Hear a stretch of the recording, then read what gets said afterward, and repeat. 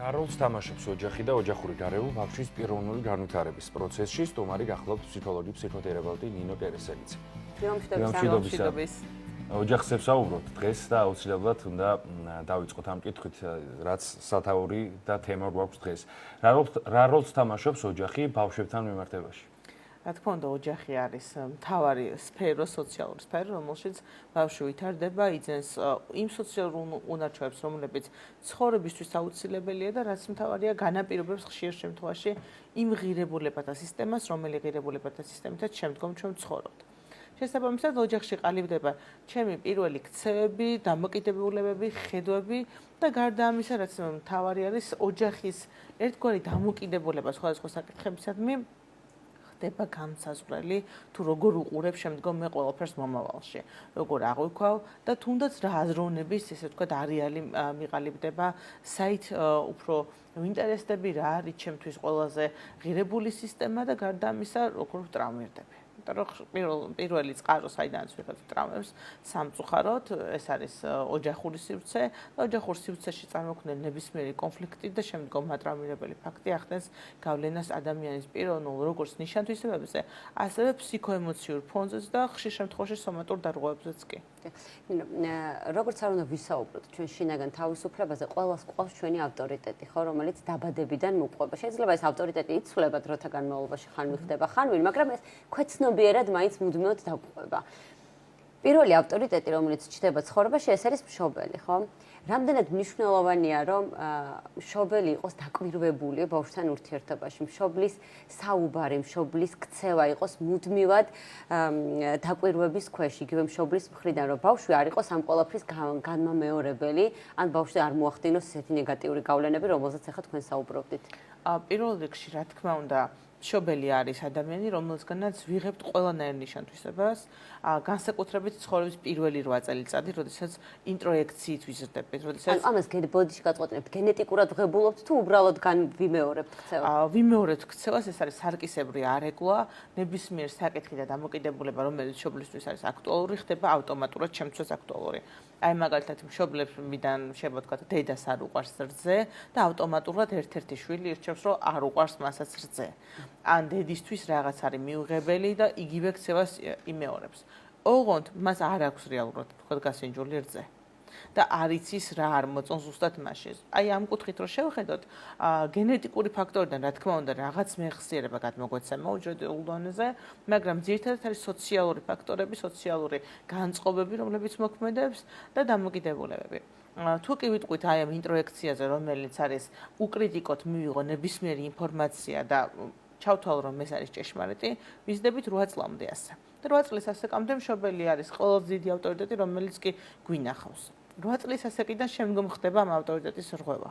შემოდის ეგრეთ წოდებული პუბერტატის ასაკი, თინეიჯერობა, როდესაც ჩვენთან მოდის პროტესტები, აღიარების მოთხოვნილება, დამინახე მოთხოვნილება განსაკუთრებულად და ასე დროს არის ხოლმე, რომ მშობელი სრულიად კარგავს ავტორიტეტს და ავტორიტეტი გადადის სამეგობრო წრეში, ან ხშირ შემთხვევაში მშობლების მეგობრებთან, რომლებიც უფრო მეტად კონტაქტურები არიან ხოლმე მოზარდებთან განსაკუთრებით, ხო? და თუ კი ვიტყვით, როდის დაბრუნდება ავტორიტეტი, ეს არის ყველაზე ადრე პერიოდი 20-25 წლის ასაკიდან ზევით. რა თქმა უნდა, როდესაც გაცნობიერდება ჩემი საზღვრები და მშობლების საზღვრები. ვინაიდან საზღვრების პატივისცემით ხდება შემდგომ ისევ განახლება, ახალი ურთიერთობის ჩამოყალიბება, ოჯახად აღქმა. რა თქმა უნდა, თითოეული ჩვენგანი მოზარდობის ასაკშიც ვართ ოჯახის წევრები და ოჯახის ნაწილები, მაგრამ მოზარდებისთვის ძალიან რთულია ხოლმე ამის აღქმა.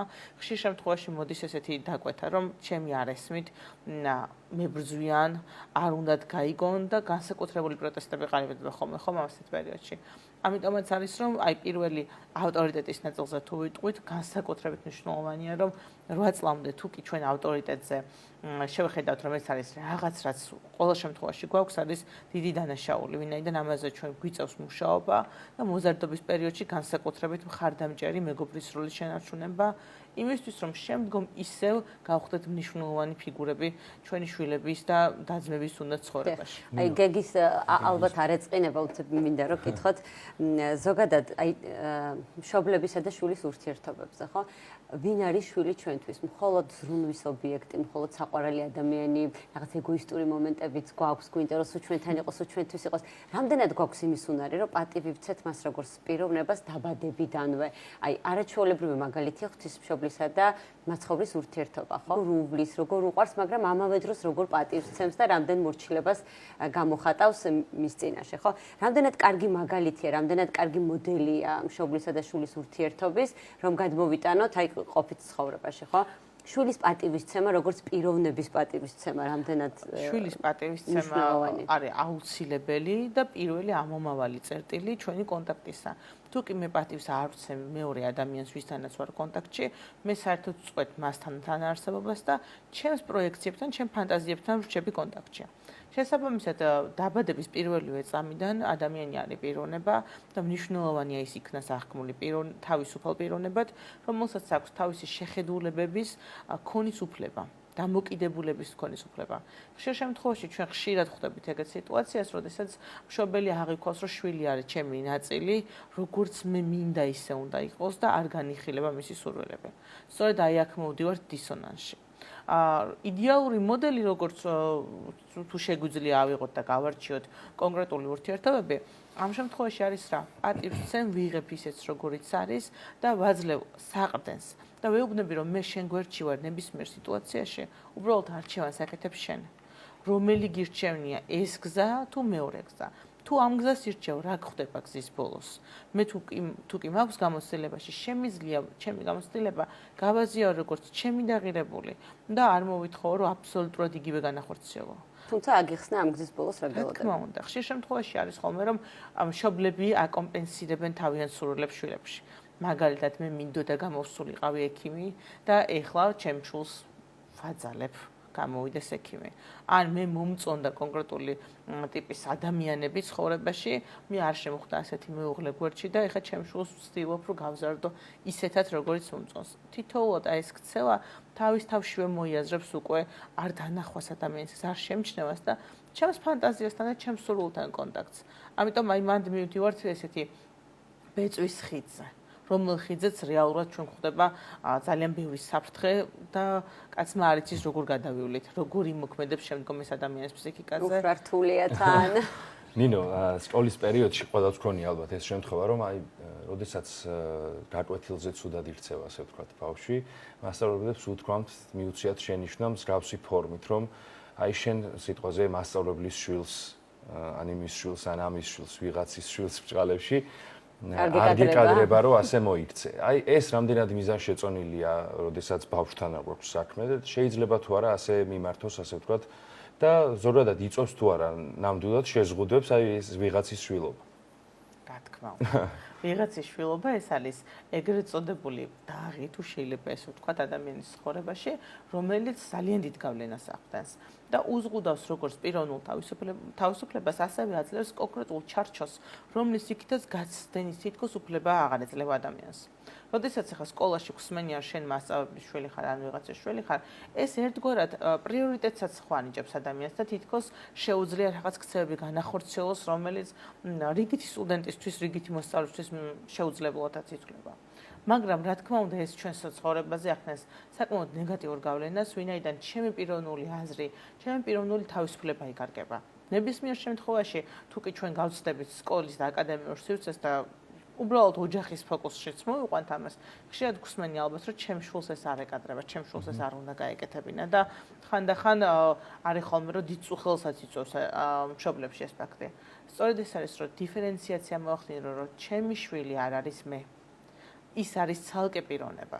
ასევე როგორც მასწავლებლები ხედავენ, გამორჩევა ხშირად არის ხოლმე, რომ იმის შვილია და მოდი პატივს ცემ მასწავლებლის შვილია და მოდი დაუთმობ. ამ პირიქით მოდი მეც მოვთხოვ. ეს თავისთავად არის დისკრიმინაციის ნაწილი ბუნებრივია და ეს დისკრიმინაცია თავისთავად ვერანაირ სარგებელს და პოზიტივს ვერ მოიტანს, როგორც ქცევის ფაქტორში შემდგომ ადამიანისას. ასევე ემოციური ფონიც მისი იცვლება. უფრო მეტად დასტრესილი, მოჭიმული ხდება ადამიანი, ცდილობს შემდგომ გაამართლოს ამ ადამიანების მოლოდინები. ამ პირიქით საერთოდ ხელი აიღოს ამ მოლოდინებზე ნებისმიერ ქცევას და მისთვის დამახასიათებელი გახდეს ანტისოციალური ქცევები, ადიქცია, თამაშები და ასე შემდეგ, ხომ? ამიტომ ორი უკიდურესობა აქაც და ყოველთვის მნიშვნელოვანია რომ გავაცნობიეროთ სად ვართ ჩვენ და როდესაც მე მიმართა ვიღაცას რომ შენ იმის შულს არ გეკადრება ეს ან შენ იმის შვილი ასე არ უნდა იქცეოდე მე ამ ადამიანს საერთოდ ხედავ თუ არა ჩემს წიმყოფ მოსწავლე სტუდენტს თუ ჩემს თანატოლს საერთოდ აღვქვავ თუ არა თუ მის უკან გონახესაობას ვხედავ მხოლოდ ნინა აი როდესაც საუბრობთ პიროვნულ განვითარებაზე და ოჯახის როლზე აქვე უნდა ვისაუბროთ ბავშვებზე, რომლებიც ოჯახებში არ იზრდებიან. და ასეთი ბავშვები სამწუხაროდ ცოტა არ არიან, ხო? იდეალურია ოჯახი ჩემი გადასახედიდან ყოველ შემთხვევაში, როცა არიან მშობლები, როცა არიან დედმამიშვილები და როცა არის სრული ესეთი, ხო, მსულყემყარი, მრავალრიცხოვანი, მაგრამ არსებობს ოჯახები, სადაც ან დედა არ ყავთ, ან მამა არ ყავთ, ან გარდაცვლილი, ან დაშორებული, ან საერთოდ არც ერთი არ ყავს, ან ბავშვთა სახლში იზრდება. მათ მთელი რიგი ფსიქოლოგიური პრობლემები აქვთ ხოლმე სწორედ ამ დანაკლისის გამო, ხო? თუმცა ზოგჯერ უფრო კარგები და უფრო ღირსეული ადამიანები იზრდებიან, ვიდრე კარგი ოჯახის შვილები. მოდი დავარქვათ ამას ესეც, ჩვენი გადასახედიდან. რა არის ამის განსაზღვრელი? როცა ოჯახი არ არის ოჯახი არ თამაშობს ყველაზე დიდ როლს, როცა ოჯახი გამოცლილი აქვს პიროვნებას, აი ამ შემთხვევაში რა პრობლემების წინაშე დგება? იგივე აი ბავშვთა სახლის აღსაზრდელებზე მინდა კითხოთ. რა პრობლემების წინაშე დგანან ისინი და როგორ შეუძლია საზოგადოებას თუ მშობელს ალბათ ვერ ჩაანაცვლებს, მაგრამ აი რაღაც მათ პიროვნულ ჩამოყალიბებაში რაღაც წვლილი მაინც შეიტანოს. პირველ რიგში ნებისმიერი ოჯახი თუ ესე ვიტყვით და მშობლები არიან სისტემის ნაწილები, რომლებიც ადამიანს ეხმარებიან აღიქვან ესა თუ ის სიტუაციები, დამოკიდებულებები და ქმედებები. როდესაც ადამიანს არ აქვს კონტაქტი ნებისმიერ მშობელთან, ან უბრალოდ მის გამოცდილებაში არ არსებობს მშობელი, აუცილებლად იღებს მაგალითისთვის ერთ-ერთ ადამიანს, რომელსაც მიებაძება, რომლის ქცევასაც აიღებს, რომლის ქცევასაც თავისთავად ჩათვლის, თავისთვის მნიშვნელოვნად ჩათვლის და ხშირ შემთხვევაში მიეჯაჭვება მას. თუ ვისაუბრობთ ჩვენ ბავშვთა სახლის აღსასწრებებზე, მან ძალიან მნიშვნელოვანია ხოლმე რომ ხშირად მოდელს იღებენ კონკრეტული აღსასწრებისას, ამ მშობლისას, რომელიც ყველაზე მეტად მოწონთ. ან ხშირად არის ხოლმე რომ მოხალისეები არიან ჩართულები და მათ მიეჯაჭვებიან როგორც დედას ან მამას და მე რამოდენიმე დღის წინაც ჩემ სტუდენტებთან ამაზე ვსაუბრობდი, რომ ხშირად ახალგაზრდებისთვის რთული რატომაც ხდება, რომ ბავშვებს, რომელსაც მშობლები არ ყავთ, დაეხმარონ და იმუშაონ მათთან. მიჯაჭვულობა ხდება როგორც მშობლის და შვილის. და ხშირ შემთხვევაში აი ეს განაპირობებს შემდგომ იმ სირთულეებს, რომელიც არის სეპარაციის სირთულე თუნდაც, ან შემდგომ ახალ სამსახურში გადასვლის სირთულე უკვე სტუდენტებისთვის და მიჯაჭვულობა რა თქმა უნდა, იმდენად მძიმეა, იმდენად დიდი მოთხოვნილებაა, რომ მე მოვიდე შენთან კონტაქტში, რომ მე ვეღარ გხედავ კონკრეტულად შენ, რომ ჩემი მასწავლებელი ხარ. მე გხედავ შენ როგორც ჩემთვის ყველაზე ღირებულ ადამიანს და აღვქვავ შენში მშობელს. ამიტომ არსებითია, რომ ნებისმიერ შემთხვევაში იგივე სქესის ადამიანმა თუნდაც მომცეს მე მშობლის განცდამ, თუ კი დედა ან მამამ, ასე ვთქვათ, არ არის ხო? ოჯახში ხშირ შემთხვევაში არის ხოლმე ბებია, დეიდა, ან ბიძა იღებს ხოლმე ამ პასუხისმგებლობასთან ერთად როლსაც თავის თავზე, გაუცნობიერებლად. ბავშვის თვალიდან დანახული ხშირ შემთხვევაში ეს არის, რომ იდეალური დედა ან მამა. და ხშირად არის ხოლმე, რომ თუ კი მე მინდა რომ კონკრეტული ტიპის მშობელი მყავდეს და შეიძლება მე მყავს ორივე მშობელი, მაგრამ მათთან არ მაქვს ურთიერთობა, შეიძლება ჩემი მშობლის მსგავსი ასაკის ადამიანთან გამიჩნდეს მშობლის მსგავსი მიჯაჭვულობაც კი. იმისთვის რომ ერთგვარად მასზე დავაპროეცირო იდეალური მშობელი. შეიძლება ეს ადამიანი საერთოდ არ არის იდეალური, უბრალოდ ჩემს განცდაში მისი დამოკიდებულება სამყაროსთან, შვილებთან მიმართებაში შეიძლება იყოს ის, რომელიც მეოცნებება, ან თუნდაც სანუკვარია ჩემთვის. აქედან გამომდინარე, რა თქმა უნდა, როლები იცვლება, ადამიანები იცვლებიან ამ როლებში, მაგრამ თითოეულ ადამიანს განსაკუთრებით ცხოვრების პირველ პერიოდში ჭირდება ადამიანი, ვისაც მიებაძება, ვისგანაც ისწავლის, ვისგანაც ერთგვარად ნახავს, როგორი ფუნქციონირება შეუძლია მას და რა როლები აქვს სამყაროში. იდეალურ შემთხვევაში ეს უნდა იყოს მშობელი. იდეალურ შემთხვევაში. ნინო, ძირითადად ვისაუბრეთ მშობლისა და ბავშვის ურთიერთობაზე. საინტერესოა რა როლი აქვს ზოგადად აი ერთმანეთის ჩამოყალიბებაში დედმამიშვილებს, როდესაც ოჯახში იზრდება რამოდენიმე და რა ქნიან და რა გააკეთონ დედის ერთები. დედმამიშვილები ეს არის ჩემთვის ყოველ საყვარელი თემა, იქიდან გამომდინარე მეც მყავს ძმა. პირველი შვილებიდან დავიწყებ. პირველი შვილებისთვის ყოველთვის ესეთი რთულია, როცა მეორე, მესამე ბავშვები ჩრდებიან სახლში. ვინაიდან ეს დისკომფორტი ერთგვარად რაზეც ხშირად არ ვამბობთ ხოლმე რომ აქვთ ბავშვებს, საკმაოდ მწვავეა და შეჩევა და ადაპტაცია. უკან გადაწევის უნებრივია. ზივართ ძალიან დიდ ტახტრევანზე და უცებ ნიშნულოვანი ფიგურებიდან ხვდებით ან არავინ ან ნაკლებად ნიშნულოვანი ფიგურები. და თუ კი მეორე ბავშვზე ესე რომ გავაკეთოთ აქცენტი, ძალიან ისეთი განსაკუთრებულ მოვლას საჭიროებს, ხო? პირველ წლებში განსაკუთრებით და ბავშვი რჩება მარტო. აქ ასე დროს ძალიან მნიშვნელოვანია რომელიმე მშობელმა დაიტოვოს განსაკუთრებული ყურადღება პირველ შვილზე. და ყოველი შემდგომი შვილის დროს წინა შვილებთან კონტაქტი გქონდეს ადამიანს. იქიდან გამომდინარე რომ მეც მყავდეს ჩემი მშობელი და მასაც მყავდეს თავის მშობელი. ჩემი წილი. რა თქმა უნდა, თავის წილი დედა ჭირდება ამ შემთხვევაში ყველას და მამა, ხომ? ხშირად ქართულ გამოცდილებებს თუ გადავხედავთ, ბებია ბაბუა იღებენ ხოლმე ამ როლს საკუთარ თავზე და ბევრი ადამიანი შევხვდებით, რომლებიც ბებია ბაბუას გაზრდილია სწორედ იმიტომ, რომ მეორე მესამე ბავშვები გაჩნდნენ. ტრავმირების კუთხით თუ ვისაუბრებთ, პირველ შვილებთან ყველაზე მეტი ტრავმა გვხდება. ვინაიდან მათზე ვსწავლობთ, მათთან ურთიერთობით ვნახულობთ რა არის მშობლობა და ხშირად ხუმრობ ხოლმე, რომ ფსიქოთერაპია უნდა უფინანსდებოდეთ პირველ შვილებსაც, კი, იმიტომ რომ ნამდვილად დიდი ზეგავლენები აქვთ გავლილი. და თვითონ და-ძმის ურთიერთობაზე, ან დების ან ძმების ურთიერთობაზე გავლენა განსაკუთრებული აქვს მშობლებს. რა კუთხით მიაწვდიან მათ ერთმანეთთან ურთიერთობას? როგორ შეძლებენ ლავირებას აი ამ ორ ადამიანს შორის ან ორზე მეტ ადამიანს შორის? შესაბამისად, როდესაც გამორჩევა ხდება ხოლმე ხშირ შემთხვევაში შვილების ნიშნების, ვიზუალის ან აკადემიური მოსწრებიდან გამომდინარე ქცევის პატერნებით, ვაჩვენთ ეჭვს, შურს, არასიყვარულს ერთმანეთის მისამართით და ხშირ შემთხვევაში ვართ ხოლმე მშობლები წამქეზებელი კონკრეტული ქცევის.